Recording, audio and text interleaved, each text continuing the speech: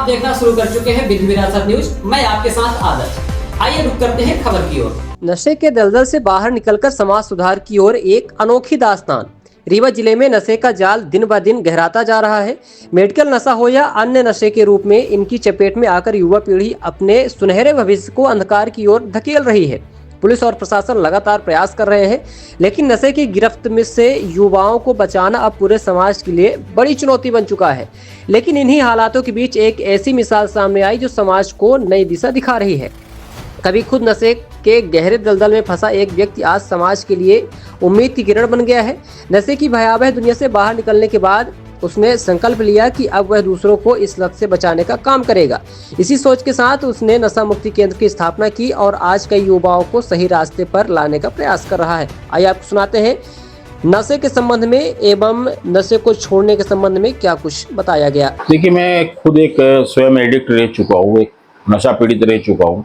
आज मैं 20 साल से रिकवरी मेंटेन कर रहा हूँ और जिस तरह नशे का प्रभाव रीवा में है और किस तरह उसके फैमिली को क्या असर पड़ता है नशे की वजह से, समाज में आर्थिक सामाजिक सब रूप से, तो हम उसमें कार्य कर रहे हैं कि उसका ट्रीटमेंट करते हैं, प्रोसेस करते हैं कि उसका मेडिकल प्रोसेस करवाई जाए, ट्रीटमेंट करवाया जाए, उसकी काउंसलिंग करी जाए, उसको उस तरह से रखा जाए कि जिस तरह वो ठीक हो पाए। और वास्तविक में सच में ये है कि जिस तरह में रीवा में नशा चल रहा है उसमें पारिवारिक माहौल, सामाजिक ढंग, रहना, पढ़ाई का भी बहुत इम्पोर्टेंट इसमें वो है। लोग फ्रस्ट्रेशन में भी नशा करने लग जाते हैं, नई संगत में भी नशा करने लग जाते हैं। ये सामाजिक कुरीतियाँ हैं हमारे यहाँ पर जो चली आ रही है। जो आपके पास इलाज के लिए आते हैं, क्या मानसिकता होती है उनकी? आपने उनका इलाज किया, किन मानसिकता के दौर पे नशे की चपेट में आते हैं और कैसे आप लोग इनका सुधार कर पाते हैं?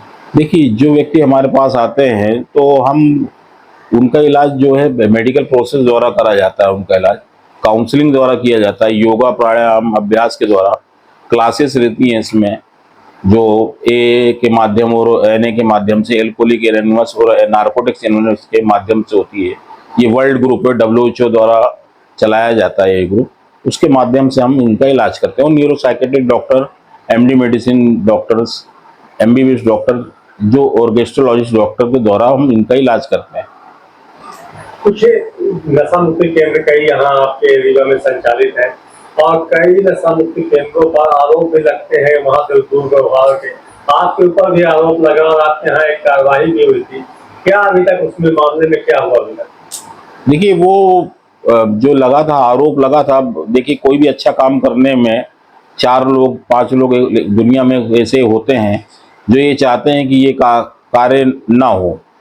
और जो मुझ पे आरोप लगे थे, मैं न्यायालय से दोष मुक्त पाया गया हूँ और जिसने मेरे को आरोप लगाया था वो भी प्रायश्चित कर रहा है उस चीज़ का, उसको भी पश्चाताप हो रहा है। ये चीज़ें हैं। आज जिस तरह से रीवा जिले में और या इवन मध्य प्रदेश की सरकार तक ने कह दिया कि रीवा में काफी नशा का कारोबार हो रहा है और युवा पीढ़ी नशे की चपेट में आ रही, तो ये नशा कैसे बंद हो सकता है? कैसे युवाओं को जागरूक किया जा सकता है? क्या कुछ अभियान चलाया जाना चाहिए? देखिए, इसमें सबसे पहले तो AA मीटिंग और NA मीटिंग होना इम्पोर्टेंट है। AA मीटिंग एल्कोहलिक एनोनिमस की रहती है जो शराब के लिए रहती है, और नार्कोटिक्स एनोनिमस जो होता है वो अफीम, brown sugar, codeine cough syrup, opium से बने प्रोडक्ट के लिए होता है। तो ये होना इम्पोर्टेंट है। इसकी कोशिश के लिए मैं लगा हुआ हूँ अब कोशिश में कि जल्द से जल्द रीवा में ये चीज़ें उपलब्ध हो जाए, मैं इसी पे लगा हूँ। और परंपरागत रूप से लोगों को बुलाना, उनको जो पीड़ित हैं उनको एडमिट करने से पहले उनकी काउंसलिंग इम्पोर्टेंट है, क्योंकि अपनी स्वेच्छा से अगर व्यक्ति आए तो उसको वो बहुत जल्दी ठीक होता है। आपको ये लत छोड़ने में कितना समय लगा? क्या कठिनाइयाँ आती है?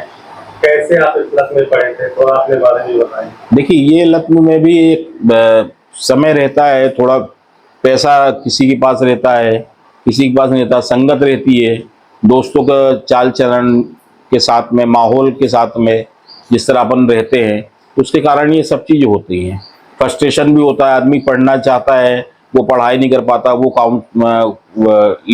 अलग चीज़ें बहुत सारी चीज़ होती है। आजकल गर्लफ्रेंड बॉयफ्रेंड वाला ये सब चल रहा है, उसमें भी किसी की पत्नी की अनबन हो गई, पति पत्नी की, तो उसमें भी आदमी नशा चालू कर देता है। बहुत काफी चीज़ समय तक आपने नशा मुक्ति केंद्र का संचालन किया, कितने बच्चे अभी हैं जो नशा छोड़ चुके हैं आपके यहाँ आने के बाद? देखिए क्या है इसमें, मेरे पास कम से कम 500 से 600 बच्चे आ चुके हैं या उससे ऊपर ही आ चुके हैं। कई लोग हैं जो आज नशा छोड़ के बैठे हुए हैं और क्या नाम है अपना वर्क कर रहे हैं, अपना काम कर रहे हैं। और इनमें क्या है, इनको अपन ओपन नहीं कर सकते। एक HIV पेशेंट और एक ड्रग एडिक्ट जो रहते हैं, एल्कोहलिक रहते हैं, इनको ओपन नहीं कर सकते। तो वो नाम हम दे नहीं पाते सामाजिक रूप से और क्या नाम है शासनीय रूप से। तो कई लोग आज ठीक है और बहुत अच्छा कार्य कर रहे हैं। वास्तविकता में कई लोग ऐसे हैं जिनकी शादी भी हो गई, जो नशा कर रहे थे उनकी शादी हो गई, जॉब लग गया। हम लोग जॉब भी दिलाते हैं जो नशा पीड़ित जो व्यक्ति हैं, जो ठीक हो जाते हैं। तो किस नाम से आपके यहाँ नशा मुक्ति केंद्र संचालित किया जाता है? मेरे यहाँ संकल्प नशा मुक्ति केंद्र रीवा अनंतपुर के नाम से संचालित किया एक बार जाता है। फिर आप इसको चालू करने वाले हैं तो क्या मतलब इसमें नया करने वाले हैं जिससे जल्दी से बच्चों में सुधार हो और नशे से दूरी बन जाए उनकी? और क्योंकि प्रशासन, पुलिस प्रशासन सभी लगे हुए हैं, तो क्या नवाचार करेंगे आप?